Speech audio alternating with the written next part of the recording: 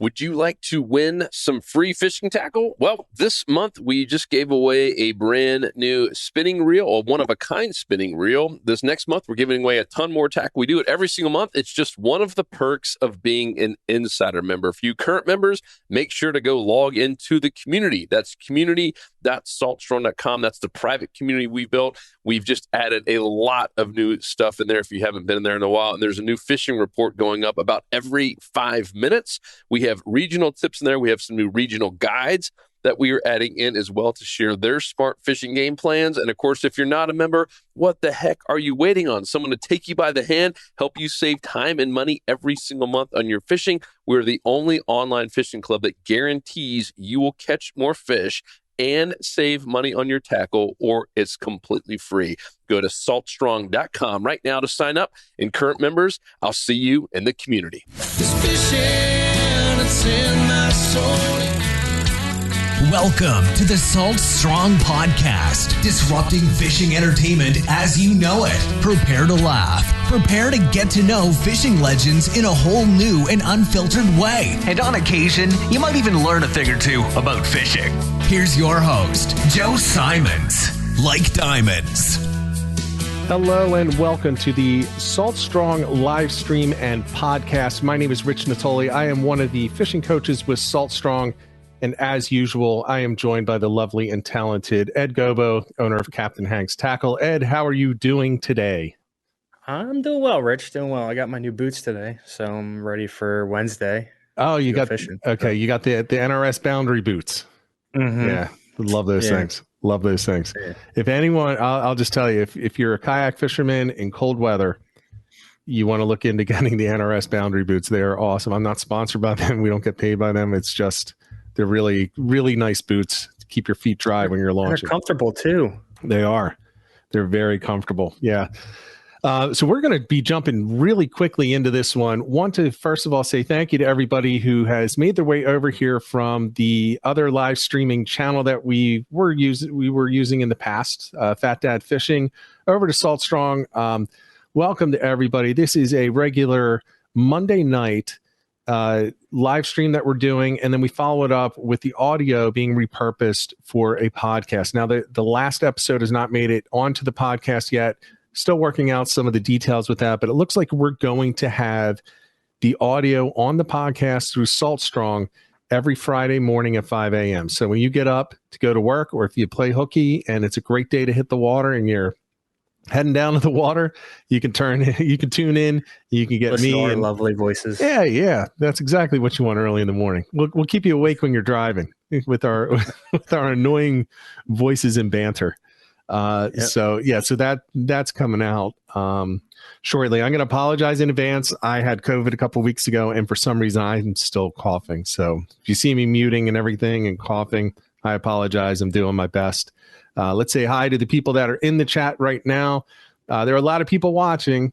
I don't know that you're there unless you are in the chat, but the people that I see in the chat right now: James Phelps, I Feel Fishy, Mark Smith, 84, Participation Trophy Fishing, John Kern, Captain Scotty Sevins, who's joining us in a moment. He's backstage right now. KB 7771, Jack West, and Richard Lynch. Everyone, welcome. Thanks for coming by. And listen, this is a question answer interactive live stream and podcast. So it's all about all of you. So if you ever have any questions, put them in the chat. We'll do our best to get to every one of them that we can. If you just want to talk amongst yourselves, go right ahead. Have fun. That's what it's all about tonight. We're going to be bringing Scotty on in a minute. He's dealing with some technical issues in the background. So until that point, Ed, we weren't going to talk about this, but let's talk real quick. So we got some. How was your last fishing trip? Well, it was good. So me and you and John Kern actually went out. Was it Tuesday? For some striper. I caught a nice 26-incher up here in Jersey. The minimum is was it 28 to 37.9. So it wasn't a keeper. So I went back. A little later on in the day, we were fishing some current, some eddies in the current, and I ended up rolling the kayak. So, I mean, the water temp was 62. Air temp was 55, so it was a little bit chilly. Nothing too crazy. I didn't lose any gear, didn't get hurt, so that's a good thing. Yeah. But if I can stress one thing to you guys, if you're out in the kayaks, especially this time of year, be practiced in your self-rescue stuff. I was quite unprepared. Thankfully you were there with the paddle float. Yeah. I was able to haul my big butt back in, but out front or in a heavy traveled area, it could have gotten dangerous. So yeah. And I will say Ed has ignored me for a long time when I've told him about the safety gear, practice self-rescue. If you're in a kayak, especially in the cold water, you need to know how to rescue yourself. If you go in the water with temperature was fine, 60 degrees, 59 degrees, something like that. So not a big deal. But getting back in it can be a problem. So I'm actually, what I told you is I'm glad I was there to help, even though it cut the day short. I was glad that I was there to, I had the paddle float. And I'll tell you one thing.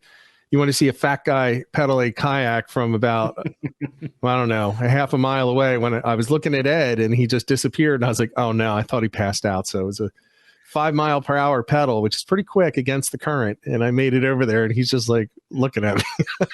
So it all worked out, right? Yeah. Well, and the other thing too, I know guys like to wear the extra tough boots when they're on the kayaks, and I religiously wore mine. Do not wear them because you cannot swim, or be prepared to lose them because you got to kick them off to keep yourself afloat. Even the ankle boots, they fill up with water and you can't kick to keep yourself up. So, which is why you have the NRS boundary boots now. So yeah. So welcome to the club. A lot of people have capsized, myself included. Looks like Scotty has his computer worked out. So we're going to jump right over. We're going to talk with, let's bring him on the stream here first. And are you able to see him? I do not see him. Oh no, he froze. He froze, people. That's okay. We'll let him get. We got some chatting going on. So yeah, it's the joys of a. It's the joys of a live stream, right? That where things are going to work and then they're not going to work. It's all good. We got plenty to talk about until Scotty can get his stuff set and ready to go. Yeah. So here's one from John C. Most kayakers have no flotation vest. That is correct, and it is definitely a big concern. I actually am. I work for a nonprofit as well, Kayak Fishing for Beginners. And it's all about safety. And I'll tell you what, we do not allow in that group any pictures on the water if you're not wearing a PFD. I don't care if it's 1 foot of water, if it's 60 feet of water, if it's 35 feet where you went over, Ed. Even if it's 1 foot of water, my first reaction was when I saw you, he passed out because the kayak didn't capsize. You went over. Well, I felt the kayak starting to get so the big water that I was fishing has a lot of primary stability, but no secondary. Right. So I felt the boat start to get upset, and I knew it was going. So I bailed off it before it completely rolled. Yeah. But I'm always going to recommend it. Even if you pass out in 2 feet of water, a couple inches of water, if you're face down and you don't have anything on, it doesn't hurt. So always use the PFD. Let's try to get Scotty on here and see if it works. Captain Scotty Sevins, welcome. What's going on, guys? What's up, bud? A little bit of this stressful few minutes there. I don't know what happened. I was having some glitches, but everything seems to be all right now. That's all right. I mean, listen, we're just talking fishing, and we'll talk through everything we can on striped bass. And look, if there's going to be technology issues, it's all good. We'll keep talking and you can try to reconnect. We'll figure it out, man. We'll figure it out. We'll just roll with it. But you guys said a lot of good things, and just going back to what you were talking about real quick with the PFDs, the year I broke my foot, 2018, is when I bought my first PFD. And because I was still fishing by myself and I had a cast on. So if I fell in, I wouldn't have been able to swim. And it's something that I always have with me on my boat. I suffer from I'm not exactly sure what it is, but I have a tendency to get really lightheaded, and I can sometimes come close to passing out. So, I mean, like you were talking about, if you go in the water, like even a few inches, like that's enough to drown. You know what I mean? Right. So PFDs, safety, like that, anything safety, like give me anything you have safety equipment, and I'm all for it, and I'll wear it. So Yeah. And there, if you get a kayak, you know, we're talking the kayak specifically right now, but get a kayak vest with the high back. And people say it's uncomfortable. No, it's not. You can get used to wearing it. You won't know you have it on. It doesn't hit the back of the chair. You're good. Just wear it. It's definitely worth it. So, but let's introduce you to everybody, because I don't know that everybody knows Captain Scotty Sevins out of New Jersey. Why don't you say a little bit about your business and what your main targets are? So, basically, I'm a guide out of Ocean City, New Jersey. I've been in and around Ocean City just about my entire life. Been on the beaches since I was a couple weeks old. You know, just grew up fishing the Ocean City area. I mean, like my roles were sort of reversed. I kind of grew up doing a lot of offshore fishing and found my way into backwater fishing. After, you know, just to make a whole long story short. And that's when I found my peace and serenity, is like when I connected with the marsh and with the backwater fishing.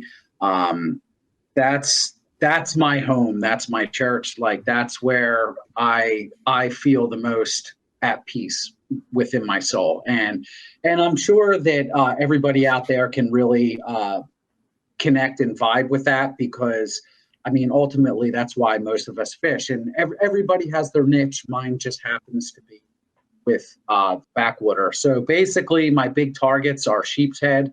Number one, striped bass, of course. Striped bass for us in New Jersey and in the Northeast, that's like a way of life for us backwater guys and even the inshore guys, because I mean, let's face it, we don't have a lot of fish to target. Tog, that's another big thing. So I want to say my biggest things are the tog, sheep, striped bass. Right. So, and false albacore, can't forget about them when they're around. Yeah, so that's like your guilty pleasure, right? You're not guiding for, I mean, no, really that's tough just business. Yeah, that's just when they're around. Yeah, so that's where you're happy when you don't have a charter, you have a few minutes, you can just run the inlet. No kidding, right? Yeah, exactly. So Captain Sevins is pretty well known in New Jersey for his ability to get onto the backwater stripers. And look, let's just call it what it is. We don't have the big waters like the Chesapeake, right? So those down in Maryland and Virginia, they're heading out, a few miles. We have 3 miles offshore and in. That's the only, that's the only place that you can catch them in New Jersey. So it is a lot of backwaters. It's a lot of surf, and it's a lot of near shore. And you do all of those, right? Correct. Except maybe the surf, right? And I'm not a real big surf guy, especially for striped bass. I would love to be. It's just not my forte. You know what I mean? So, right. But even specifically to us, like the rest of the state of New Jersey, like you have Northern Jersey, you have the whole Raritan Bay fishery where you're still fishing huge bodies of water. We don't have that. What we have in South Jersey is we have marshes. So we have to work with what we have. And we may not have the fishery that say North Jersey does in Raritan fishery, but our fishery is special to us and to our area. And it presents a whole multitude of opportunities that they don't necessarily have up there as well. So, I mean, every area is a trade-off. I'm very grateful. I love our area. I love the marsh game. It's more of a hunt than it is anything else, and that's something that vibes with my soul. I love that part of it. Yeah, it's a different area, but I think it's also important, so that's where you're focusing a lot of your time and your energy. At the same time, and this is going to be the first thing I want to talk about is spots, right? Like what type of spots. A lot of what you're going to say is going to translate to areas that don't have marshes. Correct. Right? It does still translate to the Raritan Bay. It does translate to the Chesapeake, the Delaware Bay, Long Island Sound. It all translates because it's characteristics of areas that, okay, so maybe there's not a marsh there or a sod bank, but you have something similar. You still have similar structure in the other areas. And what it comes down to is really like in the marshes is your ability to read water. And that is a strength that you need to sharpen no matter where you're at. You know what I mean? Your ability to read current breaks, work a current sweep properly, I might add, because there's a right and a wrong way to work a current sweep, and if you don't work it properly, like you're not going to get bit. Then moving over to like more of the marsh, rip line. You have your rip lines. Like say you have an entire marsh system. There could be fish anywhere, but the thing of it is usually with a marsh, say you're working a set of bank, there's only going to be fish on 5% of that bank. 95% of that bank is not going to hold fish. And it comes down to, like I said, your ability to read a bank and read water. And especially in the marshes when you don't have a bridge, to be able to work. So you don't have like that obvious visible structure. So you're trying to read the structure, like the natural structure in a natural marsh environment. And like that's where the hunt comes down, because there's times when you'll stumble across this perfect point with this nice water flow coming across, and there's nothing there. It's a dead zone, Right. And it's like, why? There should be fish here, and there could still be, but it could come down to a whole bunch of other reasons, lure, cadence, whatever. But yeah, so like I said, reading water is like one of the biggest things. Yeah. So let's talk in general, the spots, right? So that's the first question everybody has. And listen, once we talk this, don't hang up, right? Stick around because it's more than just the spots, right? But let's talk about the spots. So first, you did mention one, bridges. Bridges are, if you're in the backwaters, bridges are outstanding for striped bass. It's to me why they call them rockfish. Bridges have the same type of structure characteristics as rock piles. So bridges and rock piles are definitely, jetties are definitely spots. What are you looking for in the backwaters when you're looking for striped bass? So when it comes to bridges in particular, are you asking? Or anything? I mean, it could be outside of the bridges. What other types of structures would you want to look for? And that's another thing. So, like I said, we have talked about this before, but your electronics is like one of the single most important things that you can invest in aside from your fishing rods and your fishing platform. I assume like a lot of guys are fishing on kayaks out there, some on boats. But having a decent electronic system is going to change the game entirely for you. Like I know Ed and I were talking this week. He just got a new fish finder set up on his kayak, and it changed the game for him, didn't it?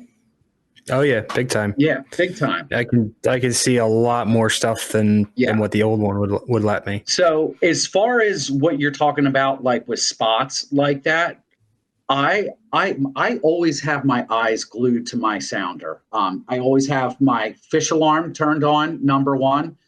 So I am always listening for that audible beep, even when I might be up front where I can't see the sounder. So I'm constantly listening for that.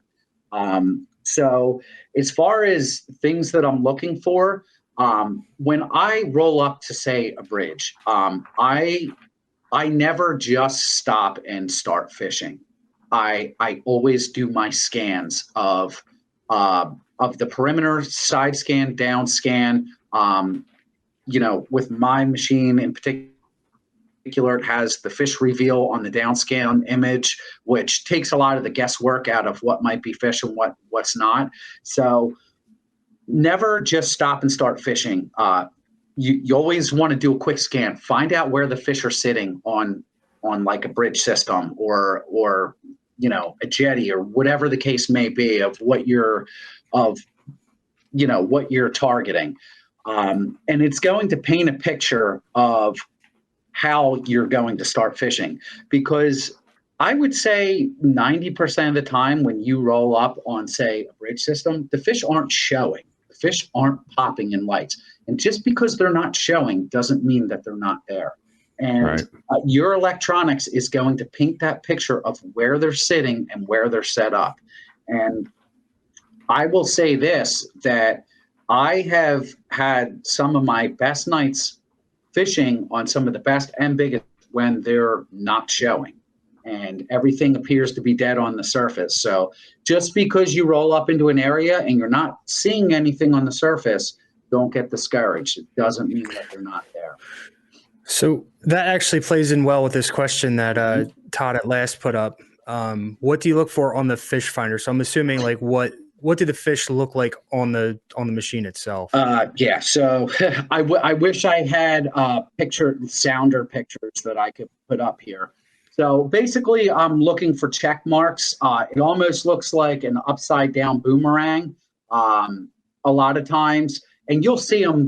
You'll see them grouped together. And this is where, like I was saying, if you turn your fish alarm on, that takes a lot of the guesswork out of it, because that thing's going to be going off. You're going to hear it, and when you hear that, you'll know that there's something going on. And even if you're not used to looking at a fish finder and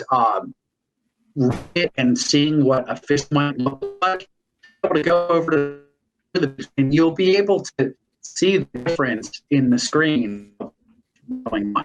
Also, another big thing with your fish finder is being able to locate underwater structure, whether it could be debris piles, rock piles, that stuff is all key when trying to get on fish and find fish, because just because you have a bridge system doesn't mean that those fish are situated on that bridge all the time. They may be hanging off the bridge or hanging off the structure. They might be below, hanging on a big pile of stuff that you never knew was there. So that's why electronics are so important. Yeah, and that's just to give it a little bit more of a description, if you're not sure what they look like. Now, part of it does depend on the color scheme that you have on your fish finder, right? So I have mine set up right now. It's really a yellow and a red. And what it looks like when you're stopped or you're drifting, so around 1 mile per hour drift is, now the bigger fish, it is yellow on mine. The smaller ones are more of a reddish orange color. And there'll be long squiggly lines and they'll be overlapping. So I do have a photo, like I can show on my phone to this camera if you want. Yeah, go ahead. See it, if it'll come through. Right. Yeah, that's perfect. Yeah, so you can see so you have a different color than mine, but you can see the way that those lines are above the bottom. The bottom's the orange, and then it's those little slashes or lines. And the reason that they're so long, thank you, Ed, for putting that up. The reason that they're so long is because he's drifting, or he's almost stationary. So it's a very long ping. It's a long return. Now, when you're moving at a higher rate of speed, that's when you start getting those arches. And learn your fish finder, because the colors and the color palette that you choose will often allow you to discern the relative size of the different fish that you're going over. So you'll know when you're going over the big fish or you're just going over a ton of bait. And, it's a good question. It's interesting. I was actually out over the weekend, and I was, I think it was on a Saturday, and I was coming down a sod bank channel and back in the marshes, and I was getting a lot of returns, but it was all red. And I was like, all right, well, there's the bait. And then I hit just this massive wall of yellow squiggles, and that's where the bigger fish were. Yeah, so it's one of those things where you have to be able to discern between the two. You definitely do. And after you've been looking at it for a while, you'll be able to tell the difference between what you're looking at. Like, I can tell the difference between weak fish, bass, sheep's head. Weak fish, even just to give you an idea, they have what they are reading mostly is a swim bladder. So your returns for a weak fish are going to be much bigger than, say, a striped bass would be, because they have a much bigger swim bladder. So lines will be like big, chunk, fat lines when it comes to weakies. So that's just different things to keep in mind. And a lot of times it's reading densities as well. So those darker reds are going to be showing like a. Yeah. So let's wait for his screen to clear up a little bit. And can you hear me now? Yeah, just hold on a second, Scotty. When your screen clears up, I'll assume that your audio's back in good shape. But we do have a couple of questions that we can jump in right here with. Ed, do you have any lined up, or do you want me to go grab one? I had one, Todd again. Do you jig the mojos? They make a smaller, like a casting mojo. Yeah. As for the mojos, me personally, I'm not. I actually don't use mojos. I know they're big for trolling. I don't do a lot of trolling. I'm also in a kayak, so I'm not really incredibly interested in using the mojos myself. They do work. I use a bucktail, which to me is pretty similar. So if you're jigging a mojo and you're jigging a bucktail, you're probably going to get pretty similar experiences out of them. Or at least it feels that way. But I can answer Todd's question as well with the mojos. They're trolling lures. They do make a casting one, but typically, like we troll, my dad, when we take the boat out, we'll troll mojos and umbrella rigs. Yeah, I mean, I've heard. Look, I'm just going to be totally honest with you. I just haven't used the mojos. I use the bucktails if we're going to be jigging something like that. People that I have fished with use them though. The smaller ones. They're what are they 2.5 ounces? So they're much smaller. They're still pretty heavy for what I would typically use for jigging. But I'm not on them as much. And I will say, look, for everybody, if you want to talk about trolling and mojos and everything, we're going to have a guest coming on, and hopefully within the next 2 weeks, that's going to talk specifically about trolling for striped bass.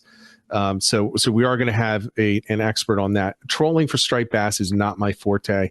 It is not going to be Ed's, and I don't believe it is Captain Scotty's either. You're not out there trolling. No, not at all. In fact, and I don't say this to discourage anybody. You have to fish however you can fish. But if I have to resort to trolling for bass, I usually just want to go home. Yeah, you know what I mean? It's not for everyone. There's no doubt. That's for sure. Yeah. Okay. It works, right? If you like trolling, please go out and troll. If you like jigging, please go out and jig. If you don't care, as long as you catch fish, just do whatever's working. So I'm not judging. I'm not one of those people that say boat stripers don't count. Only beach stripers count, or only kayak. No, they all count. So do your thing. Now let's kind of, before we move on, let's kind of wrap up the spots. So in the backwater, let's say you're deep in the marsh systems or deep in the backwaters. Are you fishing docks at all? So deep in the backwaters, no, I'm not. So I'll give you just a quick play-by-play of a recent trip that happened just last week. So we were still in a little bit of like a tough cycle. The the marsh bite had just started to pick up some. And closer to the inlet, I wasn't finding anything. So the further I pushed back, it was weird, the more life I was finding. So I started working a line of a bank system, right? And as soon as I stopped in an area, you have banks and you have contour. And I started my first cast into a cove system. As I was retrieving back, I probably had a school of about 8 or 10 bass cracking my top water the whole way back to the boat until I basically ran out of real estate. And this basically happened for like the next 4 or 5 casts while I was in this system. So immediately I'm thinking, I need to find, they're not liking something about this topwater thing. Or like immediately I'm thinking, if I would have had subsurface on, I would have caught those fish. But the funny thing is they weren't reacting at all to anything subsurface. I couldn't buy a bite on subsurface. They wanted it was topwater. But basically you want to find your contours. So like for me, if I'm looking at a bank system, I fish very, very quickly because I want to cover a lot of water. So if I'm in a section where there's just a long, straight bank with not much of a contour, I will skip that entire area entirely until I get to something that has more contours, points, coves, that sort of thing, creeks coming out. And the weird thing was on this particular day, these fish on like a harder outgoing tide, you would think would be staged up in front of some creek mouths feeding. They weren't at all. They were very much off the bank systems and either dead center cove or off the bank by a good stretch. By like it's almost more like open water. So you're basically looking for that structure. And when you're talking about banks and marshes, your structure is going to be your contours. You know what I mean? If that makes any sense at all. Yeah, I think it does. Mm-hmm. I was on my Saturday trip. It was launching very deep as well, right at the very back of a sound. And I was riding the outgoing tide. I was fishing my way out to the inlet. It's going to stop for some tog and then ride the current back in, basically skipping a lot, but just to make it an easy, 3 or 4, however many mile trip back to the truck. Yeah. And I'll tell you what, to your point, I had a whole bunch of spots marked out along the way that I wanted to try. And about half of them were creek mouths. And then there were a bunch of points. And then there were some just the contours on the side of the sod banks. And, I hit them at the first point and I was like, okay, I can't stay here all day. I've got to go a few miles before the tide turns. Yeah. I wasn't getting anything at the creek mouths. And then I started finding them at the contours in the sides of the thing. Now, with that in mind, there was also a lot of structure on the bottom where I was finding these fish, but there were 0 fish that were showing up along the long straightaways on these channels. I mean, none. Are you referring to deep banks? Yes, these were deep banks. They were dropping from, the sod bank down to probably 4 feet for about the first 2 feet, and then it would drop down to 12 to 16 feet. Yeah, and that, especially this time of year, like I can't understate how incredibly productive those sorts of systems can be. Yeah. Because what's happened over the course of the last 50 to 100 years, that sod bank's being eroded, and that whole face has been falling down over the last 50, 100 years.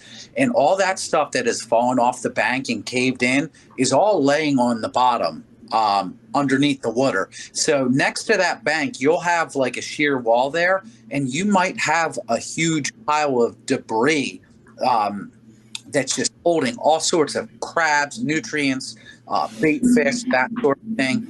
That is very prone structure, especially for this time of year. It is. Really. Yeah.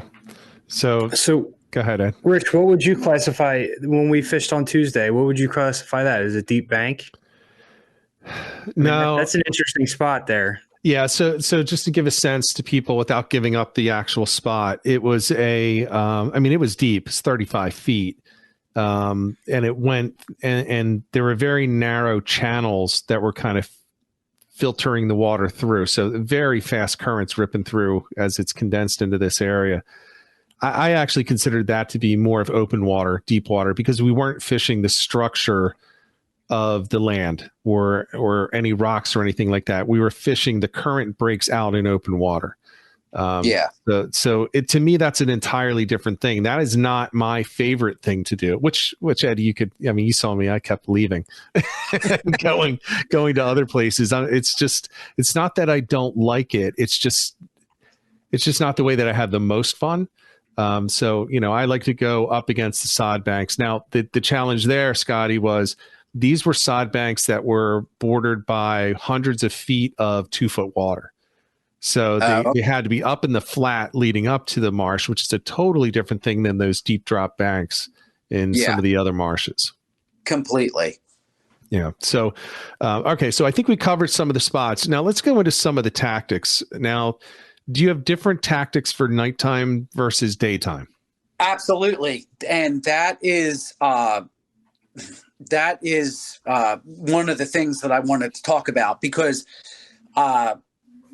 it's something that we haven't really gone over a whole lot, but my tactics for nighttime striped bass are entirely different than during the day. And I will basically go as far as to say it's an entirely different game completely, and some of the things that I like to use and the ways that I like to target striped bass at night, it's like completely different fishery. And I'll just go into like real quick some of the things that I'd like to use, especially for nighttime. Nighttime, I'm definitely looking for, more like bridges, shadow lines, that sort of thing, and still that deep rubble that and deep structure that's holding fish.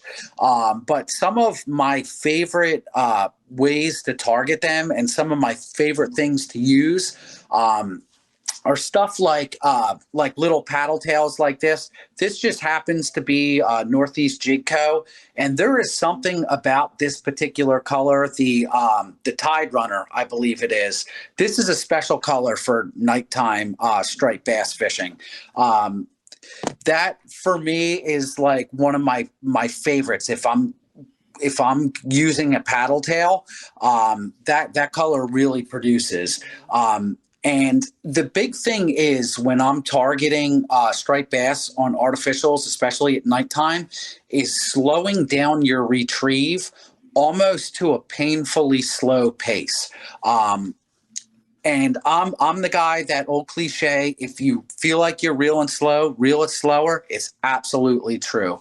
And there's nights, and you have to find out what the bass are looking for that night.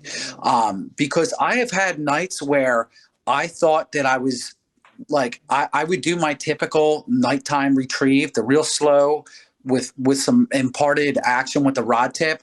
And I just wasn't getting bites. And then just by happenstance, I will get distracted, stop moving my lure, and I start getting bites and figure out that the fish are hitting on a pause. Like some nights they don't want a moving lure at all. They just, they'll hit baits that are completely still. So don't be afraid to try things like that. And it's all about putting together that puzzle piece, because every single night is going to be a different puzzle than the night before. And that is like one of my biggest pieces of advice. Also, bass, when they're in shadow lines, you really can't beat a pink zoom. Yep. And especially like there's certain times of the year, like when I start getting into like November fishing at night, that December fishing, you cannot beat a pink zoom. In fact, there are very few times at nighttime, especially like I said, when fish are like surface feeding, that they won't hit pink zooms. Like that is that should be in everybody's toolbox. You know what I mean? Yeah, I agree. I definitely use those. There are a couple of things I want to mention about night. We have one question. When you say night, you're talking all of the above: dusk, midnight, early AM. You're talking dark. I'm talking dark. I'm talking black. In fact, I mean, nighttime for me and for what we do, nighttime striped bass fishing, that's almost, you can't beat it. That is the time when they are the most active. They are feeding the heaviest usually. I mean, there's times of the year where you do really well during the day. Yeah. But my preference is to target striped bass at nighttime. And I became really good at doing it. That's how I cut my teeth. Fishing for striped bass is fishing for them at nighttime, and you're usually going to catch your biggest, and you're going to get your biggest numbers fishing at night for sure. No doubt about it. And just some other things like why we're on the nighttime subject, especially when fish are holding a little bit deeper. I love going with the Abandovar Anglers dart spin. You cannot beat these lures. These lures will basically catch anything that swims. This particular color would be my number one go-to color for deep jigging and striped bass holding deep. That is the Wild Shiner. It's a really dark, sparkly gold. Usually go with something like a half-ounce jig head all the way up to an ounce, and working that close to on or close to the bottom. But if you can't see this, or you never heard of the dart spins, they basically have these little spinner tails. So this lure, it is impossible to mess up the retrieve with this lure. You could hand this to a novice and they can catch fish on this. That I promise you. So basically, even as this lure is sinking through the water column, that tail is spinning. It's always constantly going. So that is going to be like one of my number ones for bass holding deep. I actually used that, Scotty, the other day. And I stopped reeling. I don't know why. I wasn't intending. That wasn't the cadence I was using when I was reeling in. I stopped reeling. It's just on a free drop, and it only had an 1/8 ounce weighted hook on it. So it's not sinking fast, but it's still moving. And that's when I picked up the fish. It actually surprised me because I wasn't actively working it at that second. It was not an intended pause, but I paused for one. I actually can't wait to go back and see what the heck I was doing on video when I hooked up. I wasn't actively working it. Yeah. And that's the thing. And those little nuances, they will make the difference between you putting fish on the boat and not, and doing it again and repeating that in the future. Yeah. Because once you figure out what you're doing, that is just another feather in your cap and another thing to add to your toolbox. You know what I'm saying?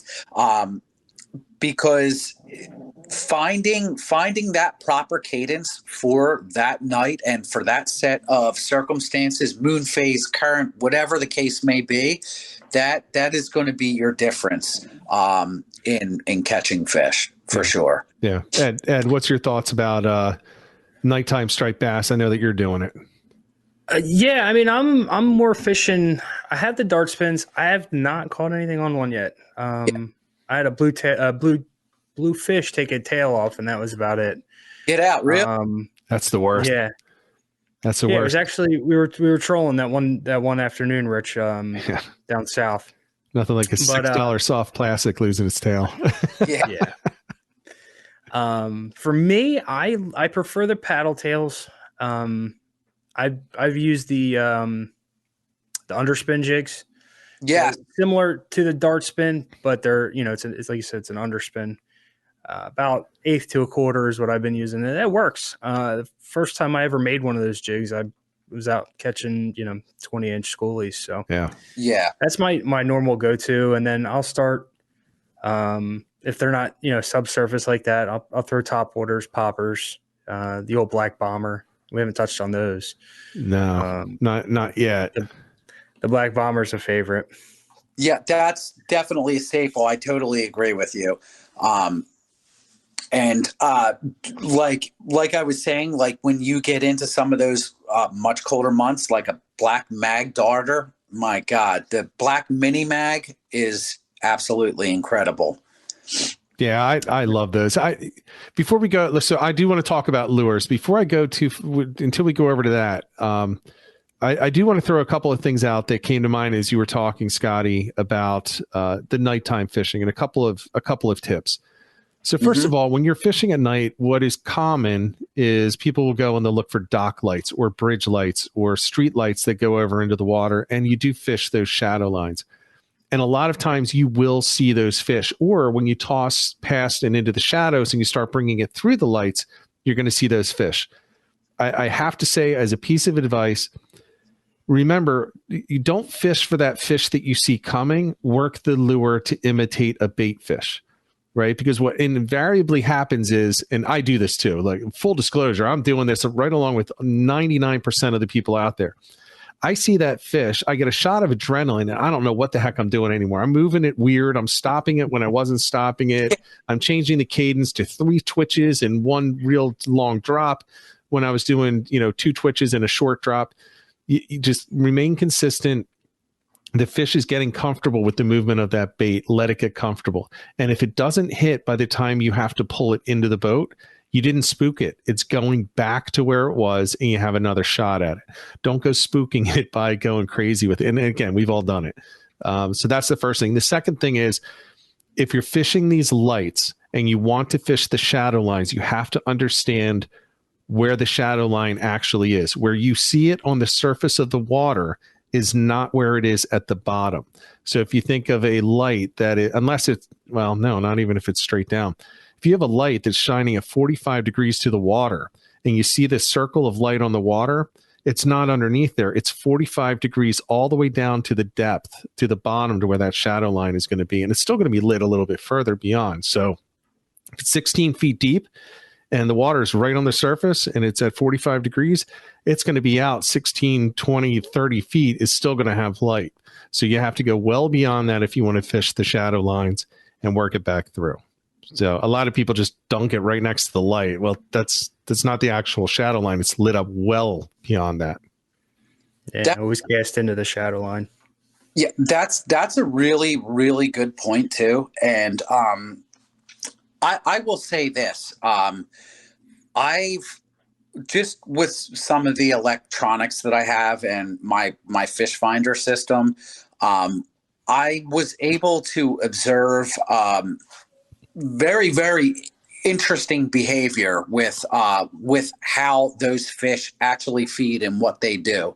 So a lot of times when you have a shadow line, those fish are basically in a row down towards the bottom in that shadow line, and they're sitting in the shadow. Say you have 10 to 12 feet deep, and you're seeing fish popping in the shadow line. Those fish are going to swim up, pop, go right back down, and face into the current, sitting in the shadow line down towards the bottom. So once they go up and they make whatever they're doing, they make their feed, they're going right back down to stage right in that exact same spot. Right. So those fish aren't just all buzzing all over the place like in a mad frenzy like a blitz usually. They're very deliberate with what they're doing. And do you find that the larger fish are staying out of view? Most of the times, yes. Yeah. In fact, just to my experience, most of the time, those larger fish are always down towards the bottom. Yeah. In fact, I would say just about all of my larger fish throughout an entire season are all caught deep, and they're all caught on the bottom, you know, by lumps, by rubble piles, by, you know, they're staged up, waiting for things to come up and over, like a piece of structure or something like that. But 99% of my biggest fish in a season all come from the bottom, always. Right. Mm-hmm. And I will say this, most of it comes on like bigger artificials or even live baits as well.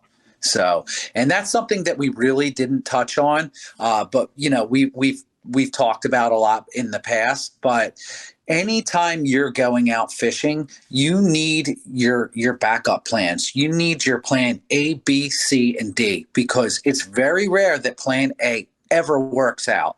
And you want to be able to make the most out of your time on the water, because like everybody, our time on the water is precious to us. So I personally don't like leaving the dock without having live bait with me or the ability to catch live bait. You know, cast net, whatever. Have peanut butter, you have spot, have eels, have a mix of everything, because you just never know. And a lot of times and I fall into this too, like we get caught up in the glory of wanting to catch that fish on artificials. And like a quote that like I've kind of become famous for saying, but sometimes you gotta feed bass what they want to eat and not what you want to feed them, if that makes any sense at all. It does. Yeah, absolutely. Yep. And live bait is key when it comes to, you know, just really being productive, because there's nights when artificials they're not going to work as well as live lining something, whether it be peanuts, whether it be spearing, whether it be eels, but whether it be spot. So don't get caught up in the, I got to use artificials only, because that, just be open-minded is what I'm saying. So I agree. I mean, it comes down to and back to your point, you know, have multiple plans, multiple options available. Yeah. It's the 2 is 1 is none. If you have one plan, you have no plan, right? Yeah. You have no options left. So if something doesn't work, you're out. I'll tell you, my best day striped bass fishing this year was on live adult bunker. But my plan was artificial, but I went out and it's funny, I had a snag rig with me, but I just used a soft plastic I was using, and I just cast it into the bunker and snagged one and put it on a circle. But I couldn't agree more. I guess a lot of people think it's sexy to be out there fooling them with the artificials all the time. And man, I think it's fun. I think that is the most fun. But you know what's a lot more fun than not catching fish? Catching them on live bait. Yeah. And you know what? And I will say that more than any other thing. Okay, I love my artificials. Love them. I'm not going to knock them. But for me personally, there is nothing like live lining for striped bass. It'll always be hands down my favorite way to catch stripers. Yeah. And as far as I'm concerned, most productive. Like, especially like this year, everybody, it's very well known. This has probably been one of the most epic striped bass runs of like the last 10 or 15 years. And it's all primarily been a live line bite, a whole adult bunker live line. And just even the other week, man, it just had one of those days where it was just like you dream about having. And guess what? Not one artificial came out of my bag. I always have them, but it was all live line bite, you know? So.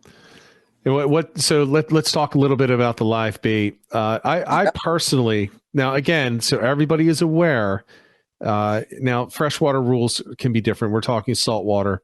You need to use inline circle hooks if you have any type of natural bait, dead or alive. So I'll just share, for me, when I'm fishing for larger striped bass, which means an adult bunker, you know, you have an 8 to 12 inch bunker on there. it's going to be a big fish that's eating that typically. I'm using a 9/0 inline circle gamakatsu. What are you using, Scotty? Here, right in the pack. Okay.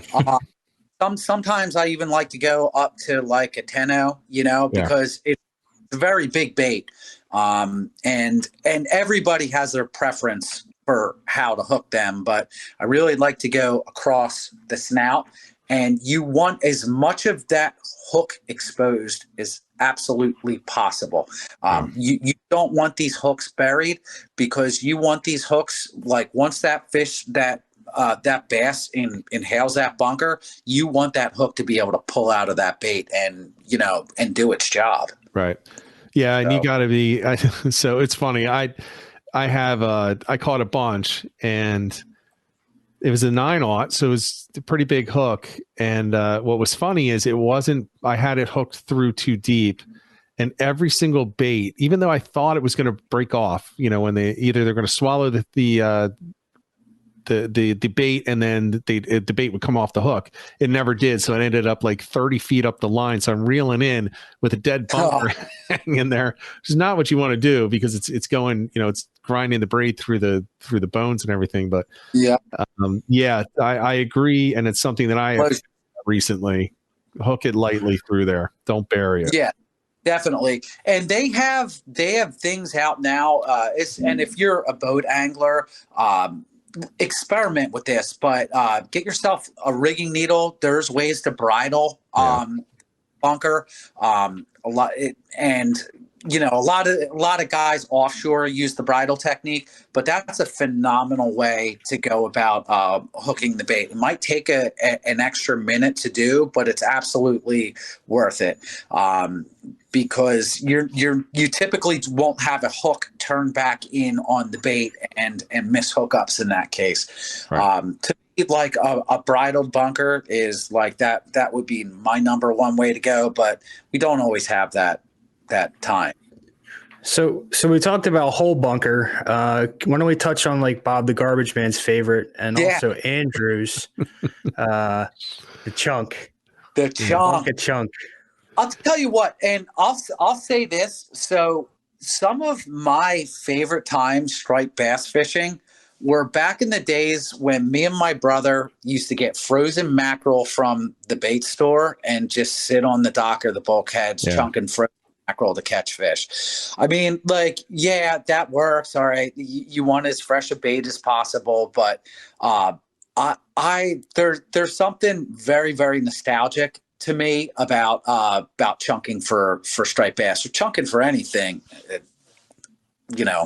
far as that goes. Yeah, I agree. Fishing with bunker chunks in the back absolutely works. There's no difference between the back and the front. Maybe you're not going to have as many 50-pound fish or 50-inch fish coming in the back, but you will get some. And the ones that you have back there, a 22-inch striped bass is still going to eat a pretty nice sized chunk of bunker. I would add, though, I like to chunk in the backwaters with clam. And, there are certain tackle shops. One that I recall off the top of my head in Wildwood is No Bones Bait and Tackle. They sell a 5-gallon bucket of clam bellies. Mm-hmm. So you just put that in the back of the boat. You just throw a whole bunch over, you stick one on the hook, and you just let it out. No weights. You can put a weight on if you want, but no weights, and just let it drift back in there. And wow, what a great bait. Yeah, definitely. Even if you're targeting like and I hate the term schoolie, but that's what they like, the smaller striped bass, an abundance of them. You can never go wrong with like a flat sardines, and using sardines and chunking sardines as well. There's areas, especially down in Cape May, that you can do really, really well on that, because those fish are accustomed to feeding what's coming off those fishing boats, the commercial boats down there. And also soft shell crab, cheddar crab is another one. In fact, I'll say this, I'm not an artificial purist by any stretch, and I always say that, but one of my first actual like I'll call it legitimate keeper size bass this year came on chunking early season. You know, I didn't have the right tide that I was looking for or that I preferred for artificials and targeting bass that way. So I was like, you know what, I'm going to go out and I'm going to chunk. And it can be a very, very, very productive way of fishing. So it's not something I do often, but I do it. And I do it a few times a year. Absolutely. Yeah, I love it. I don't have a tide that I particularly care for. Are you anchoring when you're chunking? Absolutely. Yeah. Yep. Always anchoring, whether it's like channel edges, setting yourself up on a slope, or fishing like a dock system, that sort of thing. But I want the boat as still as possible. I don't want it to move at all. Right. And one of the questions from Andrew, if the big stripers are at the bottom, wouldn't you need a 2 to 3 ounce sinker to get the chunks to the bottom? Not necessarily, because when you're chunking and you're anchored up, when you're chunking, you're throwing the baits out the back and they're going out with the current and they're sinking naturally. So if you have an unweighted, now you might want to weight it, right, a little bit. But when you throw your line out there and you free spool it out, it will go in relatively close to the same distance. Now, once it hits the bottom, if the current's too strong, it will start to pull up once you engage the reel and the drag, it'll start to lift. But for the most part, you don't need to do that for quite a while. If you have a stronger current, yes, you might need a 1 ounce, maybe a 2 ounce, depending on where you are. I don't think I've ever used a 3 ounce to stick a bunker chunk on the bottom and the back, though. No, and I always went with the school of thought that the least amount of weight possible to get the job done. Yeah. Because especially if you're not using, and I'll say this, I hate fish finder rigs, by the way. Some people love them. I personally do not like them at all. But, and for that, you don't want the fish feeling that you want them feeling as little weight as absolutely possible. Right. So now, are you using eels? I do use eels. I do use eels and I do use spot, but a lot of my eeling is done is not done in that way. I'm either drifting or casting unweighted eels and working them like a lure. And I will tell you this, that is it's used a lot by surf guys, but it's very underused for guys in the backwater from boat, kayak, or even like land-based, because that eel is basically taking all the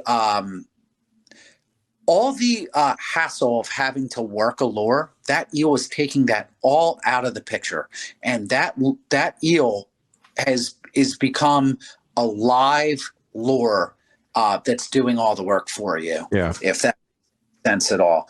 But live unweighted eels and casting them and retrieving them and working them back like a lure is usually results in some of my biggest fish of the year, no doubt about it. Yeah. I think, do you agree that eels are, if not the best, one of the top 2 or 3 baits?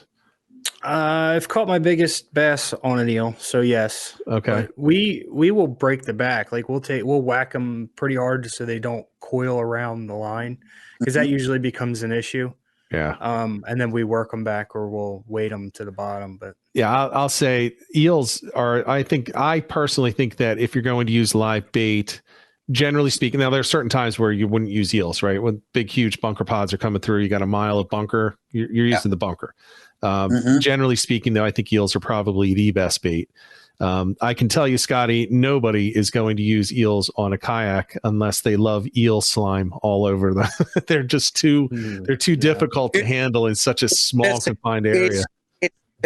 It's like that for a boat too. I'm telling you, back in 2018, I don't think I was able to wash the smell of eels off me for like entire season. I'm not even kidding you. And I will say this, you never get used to handling them. I hate it. I mean, there's been periods where I was going through probably between 60 and 80 live eels per week, just with the amount of bassing that I was doing, and they're good for all sorts of other fish as well. Yeah. Really, I mean, you can use the small pencil wheels for flounder. We're not going to get into that though. But yeah, eels are very underrated. You anything will eat an eel. Yeah. Really. Yeah. They're just like the bigger version of a shrimp. Everything eats them. Someone gave me a tip years ago. This was before they changed the circle hook for live bait. Yeah. But they said to nose hook them with like almost like a tog jig, something that's very forward weighted. Yeah. That way the jig tries to pull them down, but they swim against it and try to swim up. A lot of action there. A lot of action on that eel. Yeah. So yes, I agree with you with that. It's something that I used to do, but yeah, we're not allowed to do that anymore because we're not bait and circle hooks. But well, you can circle hook a tog jig. I'm going to tell you this. I have never once gut hooked a fish live lining on a bottom sweeper jig. Never once. Right. Never once. I can't think of any time I have either. And I actually use variations for flounder fishing. So you'd think I could have. Yeah. All right, let's. So we're at an hour. There are a couple of other things I want to go through. So we talked a little bit. Okay, so the inline gamakatsu hooks are what I use. You use those. Ed, you're using the same exact. You're using owner hooks, right? I don't really use live bait for striper. Oh, okay. But I do have. I think I have a pack of owners. I say that because I was in a shop last week and I saw owner hooks all over the place. So I love owner hooks. Yeah. I really did. And I actually use owners when I'm throwing unweighted eels. Actually, they got some backbone to them, definitely. Yeah. So leader material. Do you think the striped bass are leader shy? Yes, absolutely. And this might just be in my head, but I've done so much experimenting with leader material. It's not even funny. And I mean, everything that I'm saying is only my opinion based on, I feel like I've done everything there was possible the absolute wrong way. And I spent a lot of time up in my head fishing and wondering what it could be. And so like I've just narrowed things down to what I like. But when it comes to backwater fishing, I'm using 20-pound fluoro. My favorite to use is I love Yozori fluoro, 20-pound, not the pink, the clear. I want to be very specific when I say that because I've had a lot of unlucky nights on the pink.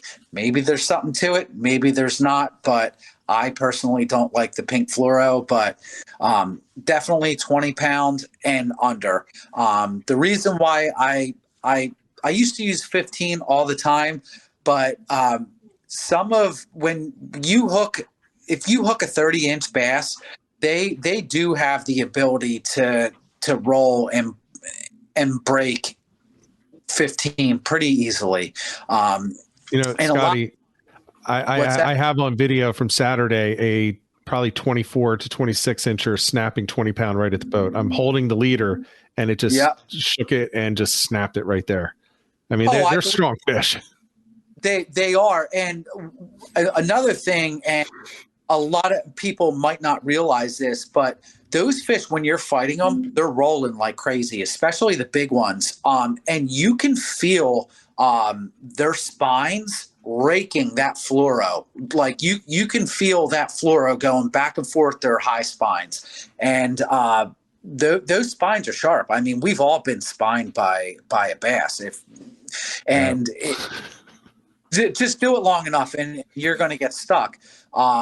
And those spines have resulted in a lot of lost fish as well from break offs. Yeah. So, but when it comes to fishing out front for more like, I'll call them the ocean bass or the fall run bass, I'm using 50 pound, and usually never anything less than that. Anywhere, if I'm doing jigging, sometimes I'll go down to 30, but if I'm live lining bunker, it's 50 pound flat, because you never know what the heck is going to eat your bunker, you know? Yeah. I haven't seen any, what migration bass, when they're biting, they're biting. You throw it on a 50 or 60 pound leader, you're fine. I typically use 40. But then again, I'm also not out there going for the 50 inchers very often, because it's usually it's fall, in spring, there's no great weather to get out there. Ed, what are you using? Are you using the heavier? I'm 20, sometimes 30, depends on what I got tied on. Yeah. All right. For the backwater. Yeah. And Scotty, for the line, you're using braided line. What weight are you using? So 15 pound usually. I just because you never know what you're going to come across, you know what I mean? And you'll be surprised how much abuse 15 pound line can actually handle. Yeah. It could take a lot of punishment. You can land some really big fish on 15 pound test. I mean, I've landed 40-inch bass on 15 pound test and still had enough headroom, I felt like. So when it comes to flats fishing, I really like to kind of scale it back a little bit further. You know what I mean? Like even 10 pound braid is enough to have fun and get the job done. Right. Yeah, I agree. So, yeah, I'm using 15 inshore. I'll use 30 near shore. And honestly, I only use 30 because that's what I have on for tog, for wreck fishing. And I use the same reel, and I just don't want to respool it. So I just go the easy way, use the 30 pound braid, and I'll use usually 30 or 40 pound mono. And for me, it's typically Raritan Bay type fishing, so the big ones are there.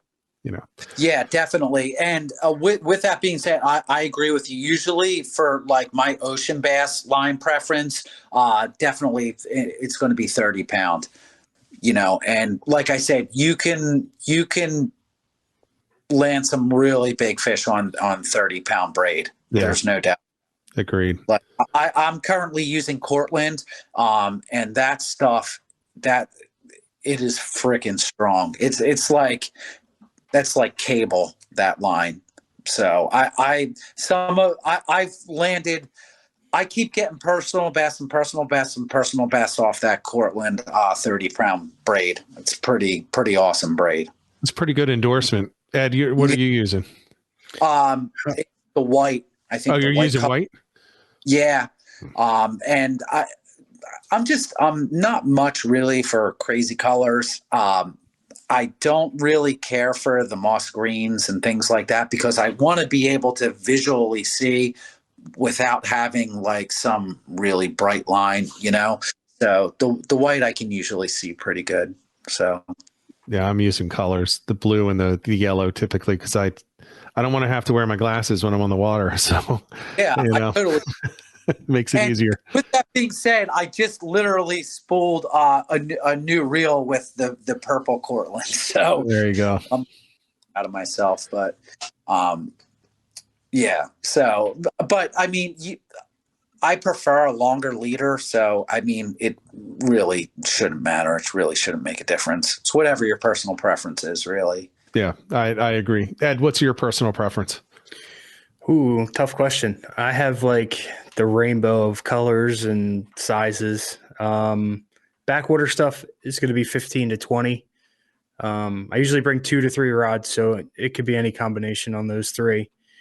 Tog, I have, I think 30 or 50. I forget. It's got the depth counting, different colors and stuff, but 15 to 20 is my go-to. Gotcha. All right. And we have a participation trophy in here with a PSA. Do not thumb a bluefish. So, yeah, I saw a picture of a guy who thumbed a a week, or not a week fish, a speckled trout. And the first picture was him with his thumb in his mouth, and the second was with the fang going through the side of his thumb and out the bottom. He's like, he just totally forgot. Awesome. Man, I'll tell you what, shout out to my buddy Flood, and I'm throwing him under the bus right now if he's watching. But man, we were fishing one night, and we got into like a really fun bite on a dock light, and he brings the first one in. We think they're bass, and sticks his thumb in his mouth. He's like, "Ow, they're blues!" So make sure you know what kind of mouth you're sticking your thumb in before you do. Yeah, man, it absolutely shredded his thumb to the point where it could have like used a stitch or two, but it was hilarious. Made for a really good story.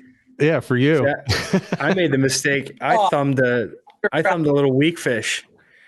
And typically, like their bottom teeth, they're nothing. Like they don't hurt. They won't cut you. No, but then the fangs he wiggled.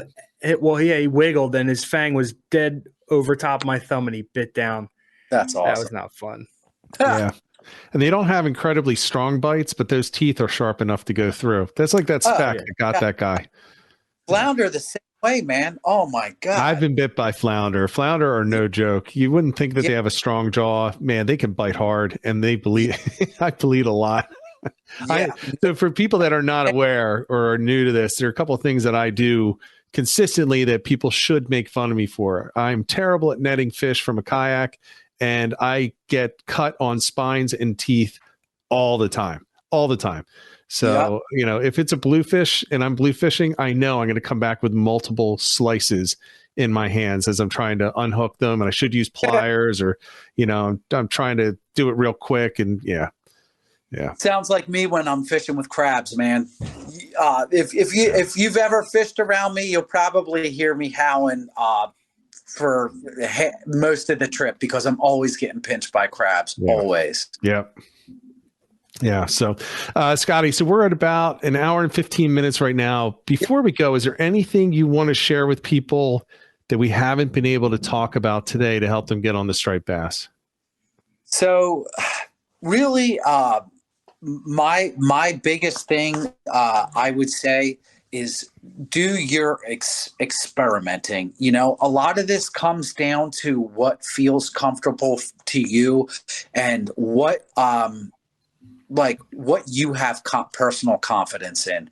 Because if you don't have confidence in your gear, in the lure you're throwing, the type of lure that you're throwing, it's going to come through in your presentation to that fish with that particular lure. So find what you're comfortable with and ultimately do what feels good to you.